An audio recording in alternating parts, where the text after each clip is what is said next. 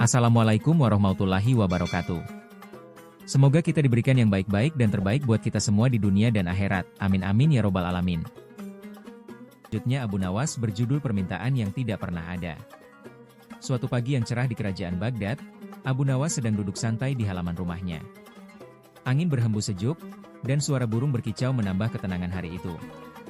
Ia menikmati secangkir teh hangat sambil tersenyum kecil, menikmati kehidupan yang sederhana tetapi penuh dengan kebijaksanaan dan kecerdikan. Namun, ketenangan itu tidak berlangsung lama. Tiba-tiba, seorang pengawal kerajaan datang dengan wajah tegang. Abu Nawas, Yang Mulia Raja Harun al-Rasyid memanggilmu ke istana segera.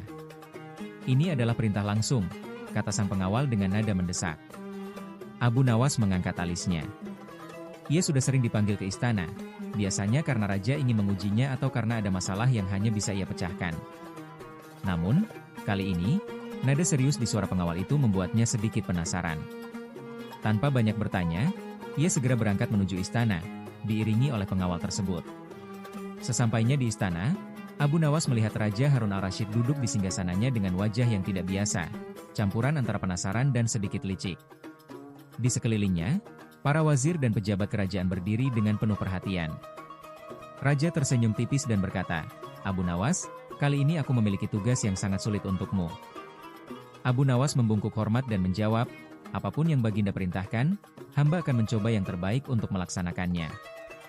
Raja lalu melanjutkan dengan suara tegas, aku ingin kau memenuhi sebuah permintaan, tetapi permintaan ini adalah permintaan yang tidak pernah ada.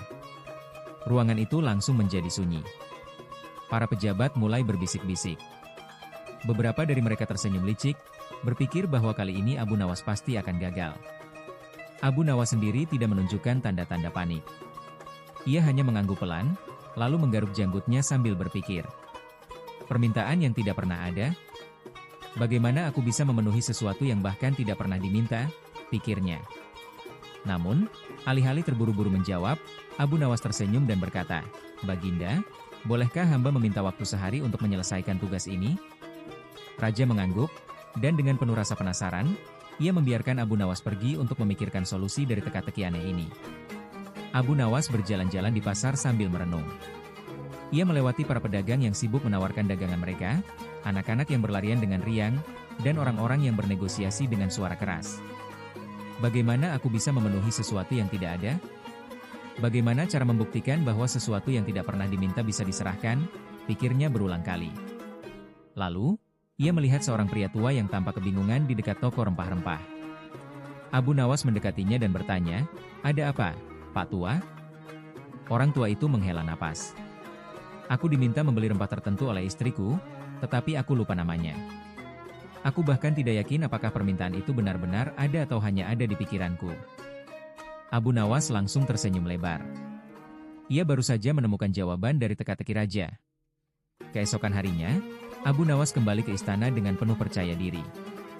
Raja dan para pejabat kerajaan sudah menunggunya dengan penuh rasa ingin tahu. Raja bertanya, Abu Nawas, apakah kau sudah menemukan cara untuk memenuhi permintaan yang tidak pernah ada? Abu Nawas tersenyum dan menjawab, tentu saja, Baginda.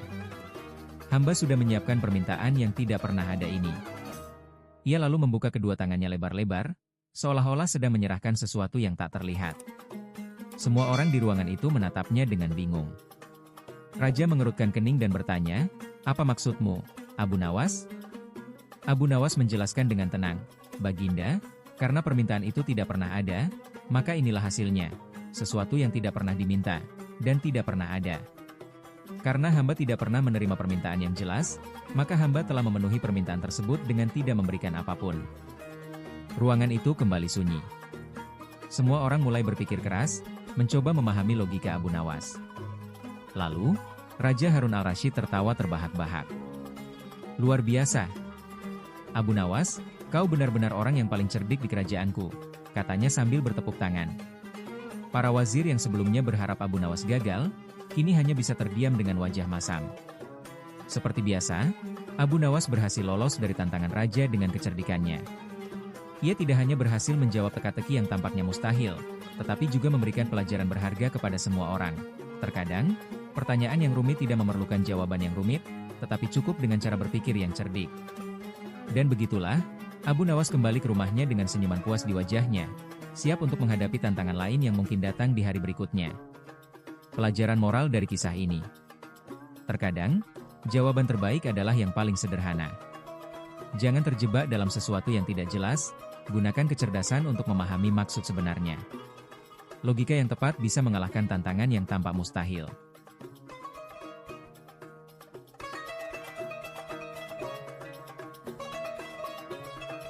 Cerita Alkisah Abu Nawas berjudul Rencana untuk Membuat Raja Terpukau. Di kerajaan Baghdad yang makmur, Abu Nawas dikenal sebagai sosok yang cerdik dan penuh akal. Tidak sedikit pejabat kerajaan yang merasa tertipu oleh kecerdikannya, tetapi justru itulah yang membuat Raja Harun al-Rasyid sangat menyukainya. Sang raja seringkali memberikan tantangan kepada Abu Nawas hanya untuk melihat bagaimana ia bisa keluar dari situasi sulit dengan kecerdasannya. Suatu hari, Raja Harun al-Rasyid sedang duduk di singgasananya, dikelilingi oleh para menteri dan penasihat. Ia merasa bosan dan ingin sesuatu yang menghiburnya. Tiba-tiba, ia teringat pada Abu Nawas.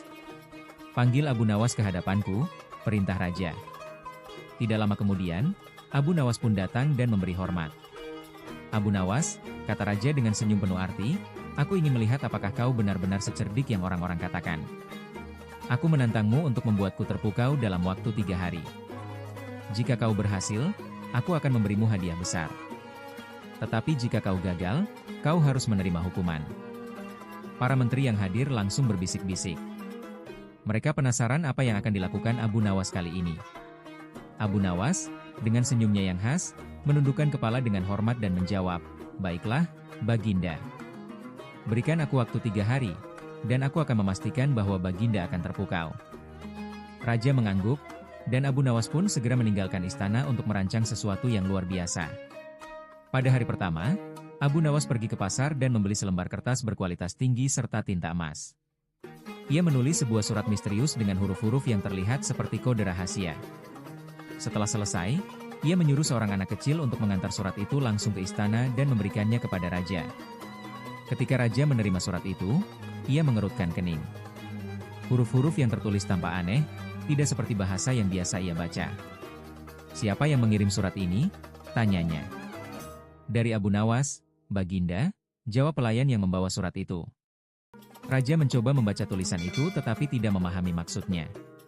Para menteri pun mencoba membacanya, tetapi tidak ada yang bisa mengartikan isi surat tersebut. Raja mulai merasa penasaran. Apa maksud Abu Nawas mengirim surat seperti ini? Apakah ini benar-benar sebuah pesan atau hanya tipu muslihatnya? Hari pertama berlalu dengan perasaan penuh tanda tanya di benak raja. Pada hari kedua, Abu Nawas datang ke istana dengan membawa 2 benda aneh, sebuah mangkuk besar berisi air dan sebuah kantong kain yang tampak kosong. Di hadapan raja, ia meletakkan mangkuk air di atas meja. "Baginda, aku akan menunjukkan sesuatu yang belum pernah Baginda lihat sebelumnya," kata Abu Nawas sambil tersenyum. Ia lalu meniupkan udara ke dalam kantong kain itu, kemudian dengan cepat menutupnya. "Sekarang, Baginda, aku akan memasukkan angin ke dalam air," katanya. Dengan gerakan cepat, ia membalikkan kantong kain itu ke atas mangkuk, lalu menekan kainnya ke dalam air. Air pun bergerak dan beriak seolah-olah ada sesuatu yang masuk ke dalamnya. Raja dan para menteri terheran-heran. "Bagaimana mungkin angin bisa dimasukkan ke dalam air?" tanya salah satu menteri. Abu Nawas tersenyum. "Baginda, yang aku lakukan hanyalah permainan logika. Angin memang tidak bisa dimasukkan ke dalam air, tetapi jika aku membuatnya tampak seperti itu, maka otak kita mulai mempercayainya." Raja tertawa. Ia mulai menikmati permainan Abu Nawas, tetapi ia belum sepenuhnya terpukau. "Aku harus melakukan sesuatu yang lebih hebat besok," pikir Abu Nawas. Pada hari ketiga, Abu Nawas datang ke istana dengan berpakaian sangat berbeda. Ia mengenakan jubah panjang berwarna biru dengan hiasan emas, dan di kepalanya ada sorban besar. Ketika raja melihatnya, ia bertanya, "Apa yang akan kau lakukan hari ini, Abu Nawas?" Abu Nawas tersenyum. "Baginda, aku ingin menunjukkan sesuatu yang luar biasa. Aku ingin membuat Baginda melihat sesuatu yang belum pernah Baginda saksikan sebelumnya." Ia lalu meminta para pelayan istana untuk membawa sebuah cermin besar ke hadapan raja. Setelah cermin itu diletakkan di tengah ruangan, Abu Nawas berdiri di depannya, lalu berkata, "Baginda, perhatikan baik-baik cermin ini. Aku akan menunjukkan sesuatu yang sangat luar biasa." Raja menatap cermin itu dengan penuh penasaran. Tiba-tiba, Abu Nawas tersenyum lebar dan berkata, "Baginda, di dalam cermin ini, ada sesuatu yang sangat luar biasa. Lihatlah baik-baik. Di dalamnya, ada seorang raja yang agung, bijaksana, dan dihormati oleh rakyatnya." Semua orang terdiam. Lalu, perlahan-lahan, raja mulai tersenyum. Ia menyadari bahwa yang dilihatnya adalah dirinya sendiri. Kemudian, ia tertawa terbahak-bahak. "Abu Nawas, kau memang luar biasa. Aku telah melihat banyak keajaiban, tetapi yang paling menakjubkan adalah kenyataan bahwa aku sendiri adalah sesuatu yang luar biasa." Para menteri pun ikut tertawa dan bertepuk tangan. Mereka kagum dengan kecerdikan Abu Nawas. Raja sangat senang dan terpukau oleh cara Abu Nawas berpikir. Ia pun menepati janjinya dan memberikan emas, kain sutra, dan seekor kuda terbaik sebagai hadiah. "Abu Nawas, kau telah membuktikan bahwa kecerdikan tidak hanya tentang sihir atau trik-trik besar, tetapi juga tentang cara kita melihat dunia. Aku bangga memiliki orang sepertimu di kerajaanku." Abu Nawas tersenyum dan berkata, "Terima kasih, Baginda. Kadang-kadang, yang kita butuhkan untuk membuat dunia lebih indah hanyalah cara pandang yang berbeda." Dan dengan itu, Abu Nawas kembali ke rumahnya, membawa hadiah dan kepuasan karena berhasil membuat raja terpukau dengan cara yang paling cerdik. Pesan moral dari kisah ini: keajaiban tidak selalu berasal dari sesuatu yang mustahil. Terkadang, itu hanya tentang cara kita melihat sesuatu.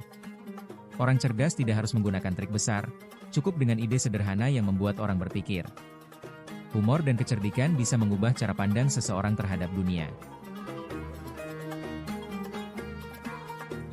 Kisah cerdik selanjutnya dari Abu Nawas dalam menghadapi tantangan raja yaitu membeli tidak dengan iya. Pada suatu hari di kerajaan yang dipimpin oleh Raja Harun al-Rasyid, Abu Nawas kembali menjadi pusat perhatian. Sang raja, yang selalu terhibur oleh kecerdikan Abu Nawas, seringkali memberikan tantangan unik untuk menguji kepintaran sahabatnya itu. Suatu pagi, ketika matahari baru saja naik dan udara sejuk masih menyelimuti istana, Raja Harun al-Rasyid memanggil Abu Nawas ke ruang pertemuan. Para menteri, penasihat, dan beberapa tamu penting telah berkumpul, menunggu dengan penuh rasa ingin tahu. Ketika Abu Nawas tiba, Raja tersenyum dan berkata, "Abu Nawas, kali ini aku ingin memberimu sebuah tugas yang sederhana tetapi penuh makna. Aku ingin melihat seberapa cerdik kau dalam menghadapi situasi yang tampaknya mustahil." Abu Nawas menundukkan kepala dengan hormat. "Titah apa yang Paduka ingin sampaikan kepadaku?" tanyanya dengan tenang. Raja menatapnya dengan mata berbinar, lalu berkata, "Aku ingin kau membeli sesuatu yang disebut tidak dengan iya." Ruangan menjadi hening. Para menteri saling berpandangan, beberapa dari mereka bahkan mengerutkan dahi, mencoba memahami maksud dari tantangan ini. Abu Nawas sendiri tersenyum tipis. Ia tahu bahwa ini bukan tantangan biasa, tetapi justru itulah yang membuatnya semakin tertarik. "Baiklah, Paduka. Aku akan menyelesaikan tugas ini dalam waktu 3 hari, kata Abu Nawas dengan penuh keyakinan.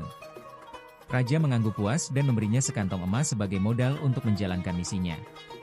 Setelah meninggalkan istana, Abu Nawas berjalan menyusuri pasar, mencoba memikirkan cara terbaik untuk memenuhi permintaan raja. Bagaimana mungkin ia bisa membeli sesuatu yang disebut tidak dengan sesuatu yang disebut iya? Ia berjalan dari satu kios ke kios lain, berbicara dengan para pedagang, tetapi tidak ada yang bisa memberikan jawaban yang masuk akal. Beberapa dari mereka bahkan tertawa dan menganggapnya sebagai lelucon. Hingga akhirnya, ia tiba di sebuah kedai kopi kecil di pinggir pasar. Di sana, ia melihat seorang lelaki tua yang dikenal bijaksana, Pak Salman, sedang duduk sambil menyeruput teh hangat. Abu Nawas mendekatinya dan berkata, "Wahai Pak Salman, aku ingin bertanya sesuatu. Jika kau menjual sesuatu yang disebut tidak, bagaimana aku bisa membelinya dengan iya?" Pak Salman mengelus janggutnya dan tersenyum. Sebuah pertanyaan yang menarik, Abu Nawas. Jika kau ingin membeli sesuatu yang disebut tidak, kau harus mencari seseorang yang tidak ingin menjualnya. Dan untuk membelinya dengan iya, kau harus membuatnya setuju. Mendengar jawaban itu, Abu Nawas mengangguk. Kini ia mulai memahami arah pemikirannya. Terima kasih, Pak Salman. Kau telah memberiku ide yang luar biasa. Dengan pemikiran itu, Abu Nawas segera menyusun rencananya. Ia pergi ke rumah seorang saudagar kaya yang terkenal pelit dan sombong, Tuan Basir. Tuan Basir terkenal tidak pernah menjual barangnya dengan harga murah, bahkan seringkali menolak menjual sesuatu jika ia tidak mendapatkan keuntungan besar. Ia juga selalu berkata, tidak, jika ada orang miskin yang ingin membeli darinya. Abu Nawas mengetuk pintu rumah Tuan Basir. Saat pintu terbuka, saudagar itu menatapnya dengan curiga. Ada urusan apa kau datang ke rumahku, Abu Nawas? Tanyanya dengan nada tajam. Abu Nawas tersenyum. Aku datang untuk membeli sesuatu darimu, Tuan Basir. Tuan Basir mengangkat alisnya. Apa yang ingin kau beli? Aku ingin membeli, tidak, darimu, jawab Abu Nawas dengan tenang. Tuan Basir terkejut. Apa maksudmu? Aku tidak menjual, tidak, serunya. Abu Nawas tetap tersenyum. Nah, itu dia. Itu yang aku beli darimu. Kau baru saja mengatakan, tidak, kepadaku, dan aku membelinya. Tuan Basir kebingungan. Apa maksudmu? Abu Nawas mengeluarkan sekeping emas dan menyerahkannya kepada Tuan Basir. Sekarang, dengan emas ini, kau telah menerima permintaanku. Kau telah menjual, tidak, kepadaku dengan, iya, karena kau mengambil uangku. Itu berarti kau telah setuju untuk menjual, tidak, kepadaku dengan, iya. Tuan Basir terdiam. Ia mencoba memproses kata-kata Abu Nawas, tetapi semakin ia berpikir, semakin ia menyadari bahwa ia telah terjebak dalam kecerdikan Abu Nawas. Sementara itu, para tetangga yang mendengar percakapan itu mulai tertawa. Mereka menyadari bahwa Abu Nawas baru saja memenangkan tantangan raja dengan cara yang luar biasa. Keesokan harinya, Abu Nawas kembali ke istana dan berdiri di hadapan Raja Harun al-Rasyid. Paduka, aku telah menyelesaikan tugas yang diberikan kepadaku, katanya dengan penuh percaya diri. Raja tersenyum. Ceritakan bagaimana kau berhasil membeli, tidak, dengan, iya. Abu Nawas selalu menceritakan apa yang terjadi dengan Tuan Basir, bagaimana ia memanfaatkan keangkuhan dan ketidaksediaan saudagar itu untuk menjual sesuatu, lalu membuatnya secara tidak sadar setuju menjual, tidak, dengan menerima pembayaran, yang berarti berkata iya. Mendengar kisah itu, Raja tertawa terbahak-bahak. Para menteri pun ikut tertawa dan bertepuk tangan. Seperti biasa, Abu Nawas, kau selalu menemukan cara yang cerdik untuk menyelesaikan setiap tantangan. Aku benar-benar kagum, kata Raja sambil memberikan hadiah tambahan kepada Abu Nawas. Tantangan itu pun menjadi salah satu kisah legendaris tentang kepandaian Abu Nawas yang selalu bisa membalikkan keadaan dengan kecerdasannya. Kisah ini mengajarkan bahwa kecerdikan dan logika dapat digunakan untuk menyelesaikan tantangan yang tampaknya mustahil. Orang yang terlalu sombong dan pelit seringkali bisa diperdaya oleh akal sehat. Dalam kehidupan, jawaban atas suatu masalah mungkin ada di sekitar kita. Hanya saja kita perlu melihatnya dengan sudut pandang yang berbeda.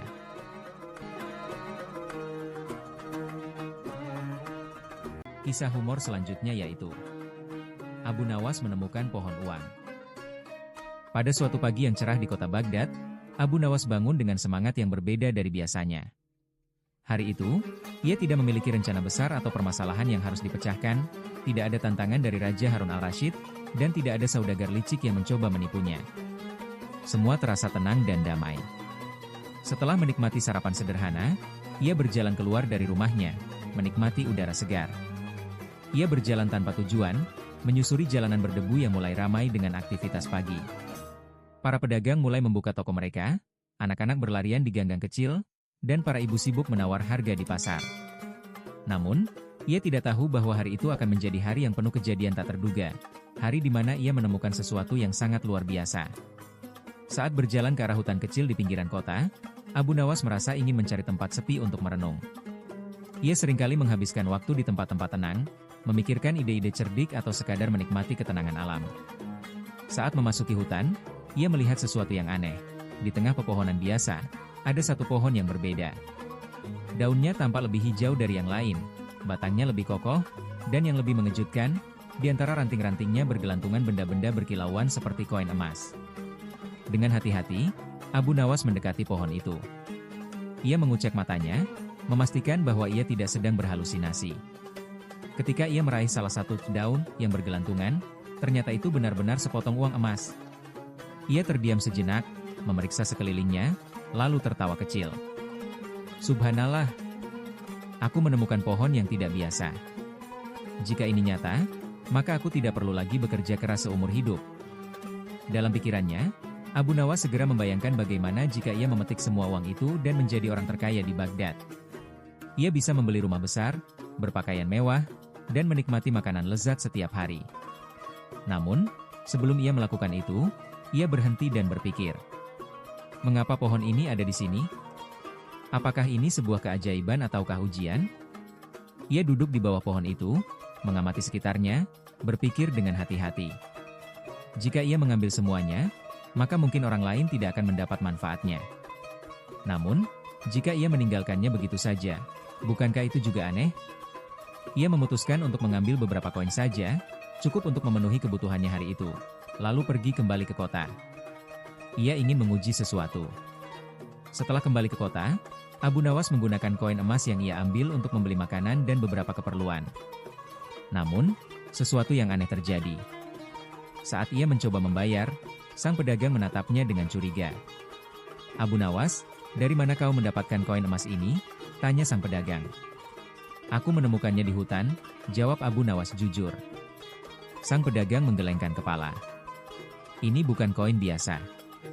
Ini adalah koin dari perbendaharaan istana. Jika ada orang yang membawa koin ini tanpa izin, ia bisa dianggap pencuri.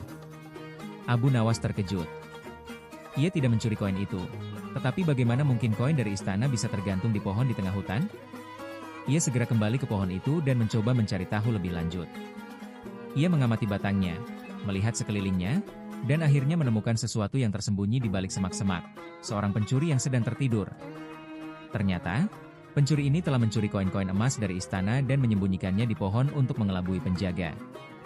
Ia mengikat koin-koin itu di ranting pohon agar terlihat seperti pohon yang menghasilkan uang. Abu Nawas tersenyum. Ah, sekarang semuanya masuk akal. Ini bukan pohon ajaib, melainkan tipu muslihat seorang pencuri. Abu Nawas tahu bahwa jika ia langsung melaporkan pencuri ini kepada penjaga istana, kemungkinan besar si pencuri akan kabur. Maka, ia menggunakan kecerdikannya. Ia membangunkan pencuri itu dengan suara tenang. Hai, sahabatku. Aku melihat pohonmu sangat luar biasa. Bisakah kau menunjukkan kepadaku bagaimana cara menanamnya? Pencuri itu, yang masih mengantuk, terkejut melihat Abu Nawas. Namun, ia berpikir bahwa Abu Nawas mungkin adalah orang yang tertarik bekerja sama dengannya. Ah, tentu, Abu Nawas. Tapi sebelum itu, kau harus membantuku memindahkan semua koin ini ke tempat lain. Pohon ini terlalu mencolok, katanya. Abu Nawas berpura-pura setuju.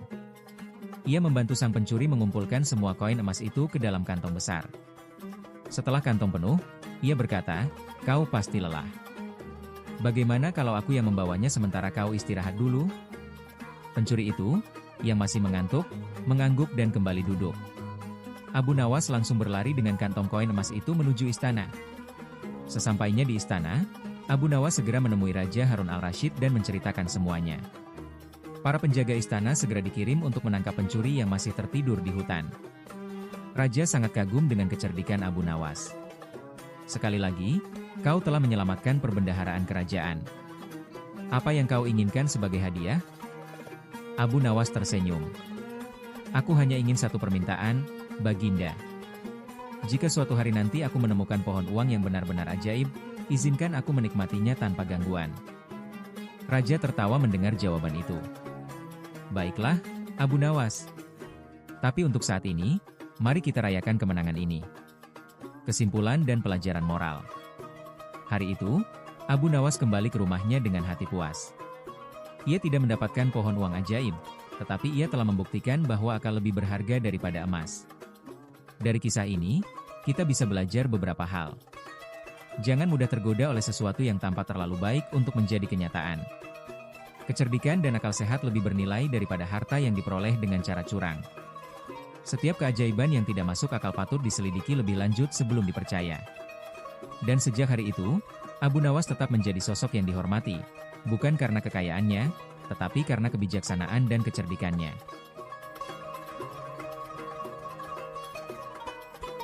Kisah kelucuan dan kecerdikan lainnya yaitu lomba gila Abu Nawas dengan raja. Di sebuah kerajaan yang megah, di bawah pemerintahan Raja Harun al-Rashid, hiduplah seorang lelaki cerdik bernama Abu Nawas. Semua orang mengenalnya bukan hanya karena kecerdikannya, tetapi juga karena kelucuannya dalam menghadapi berbagai tantangan. Raja Harun al-Rashid sangat menyukai Abu Nawas. Bagi sang raja, Abu Nawas adalah hiburan sekaligus seseorang yang selalu berhasil memberikan pelajaran berharga dengan cara yang unik. Namun, ada satu hal yang selalu membuat sang raja penasaran, sejauh mana batas kecerdikan Abu Nawas? Suatu hari, sang raja duduk di singgasananya sambil berpikir. Abu Nawas selalu berhasil mengelabuiku dengan ide-idenya yang cerdik. Tapi apakah ia akan mampu menghadapi tantangan yang benar-benar gila? Pikirnya. Maka, raja pun memanggil Abu Nawas ke istana. Dengan senyum penuh misteri, ia berkata, Abu Nawas, aku punya sebuah tantangan untukmu. Abu Nawas, yang sudah terbiasa dengan permainan raja, tersenyum tenang dan berkata, apapun tantangan yang Baginda berikan, hamba siap menghadapinya. Sang raja tertawa. Baik. Aku akan mengadakan lomba paling gila di seluruh kerajaan. Syaratnya sederhana. Siapa yang bisa melakukan hal paling gila dan tidak masuk akal, dialah yang menang. Dan tentu saja, jika kau menang, aku akan memberimu hadiah besar. Tetapi jika kau kalah, kau harus menerima hukuman dariku. Abu Nawas mengangguk, hamba terima tantangan ini, Baginda. Bersiaplah untuk melihat kegilaan yang belum pernah ada sebelumnya. Pengumuman lomba segera menyebar ke seluruh negeri. Warga desa, bangsawan, bahkan para pejabat kerajaan penasaran dengan lomba aneh yang diadakan oleh raja. Pada hari yang ditentukan, alun-alun kerajaan dipenuhi oleh orang-orang yang ingin melihat kegilaan yang akan terjadi. Di panggung utama, duduklah Raja Harun al-Rashid dengan jubah kebesarannya, siap menjadi hakim dalam lomba ini. Peserta pertama maju, seorang lelaki berbadan besar yang tiba-tiba mulai menari seperti ayam dan berkokok keras di depan semua orang. Warga tertawa terpingkal-pingkal, tetapi raja hanya tersenyum kecil. Cukup gila, tapi belum cukup untuk menang, katanya. Peserta kedua adalah seorang wanita tua yang berpura-pura menyuapi bayangan dengan sendok kosong. Ia berbicara seolah bayangan itu adalah suaminya yang telah lama meninggal. Ini membuat beberapa orang terharu, tetapi sang raja tetap merasa bahwa kegilaan ini belum cukup luar biasa. Peserta demi peserta tampil dengan tingkah aneh dan lucu. Ada yang berguling-guling di lumpur, ada yang berpura-pura menjadi kuda dan berlari-lari sambil meringkik. Bahkan ada yang membawa seekor kambing dan berbicara dengannya seolah sedang berbincang dengan manusia. Namun, tak satu pun dari mereka yang membuat raja benar-benar terkejut. Akhirnya, tibalah giliran Abu Nawas. Semua orang menahan napas, penasaran dengan ide gilanya kali ini. Abu Nawas melangkah ke tengah panggung dengan wajah tenang. Ia tidak membawa alat apapun, tidak melakukan gerakan aneh, hanya berdiri di sana. Kemudian, dengan lantang, ia berkata, Baginda Raja, hamba telah memenangkan lomba ini. Sang raja mengernyit bingung. Apa maksudmu, Abu Nawas? Kau bahkan belum melakukan apa-apa. Abu Nawas tersenyum lebar. Justru itulah kegilaan yang paling besar, Baginda. Semua orang di sini telah melakukan hal-hal konyol dan aneh hanya untuk menang.